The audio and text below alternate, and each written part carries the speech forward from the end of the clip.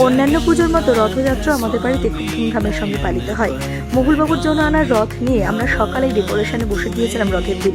এরপর দুপুরবেলায় বাড়ির জগন্নাথ দেবকে পুজো দিয়ে, বাকি বিহারী, গোপাল সকলকে পুজো দিয়ে তাদের সামনে আমাদের রথকে পুজো করলাম এবং বাড়িতেই ভোগারতির আয়োজন করলাম জগন্নাথ দেবের, যা করে আমাদের মন ভীষণ আপ্লুত হয়ে গিয়েছিল।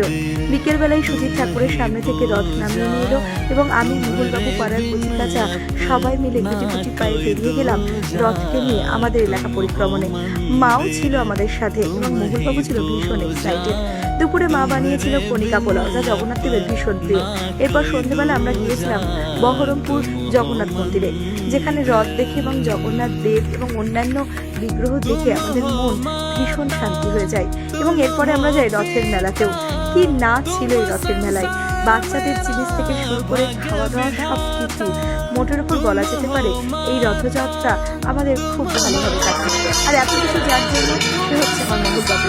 রথযাত্রার সব থেকে বেশি উৎসাহ যাচ্ছিল সে আমার মহুলবাবু।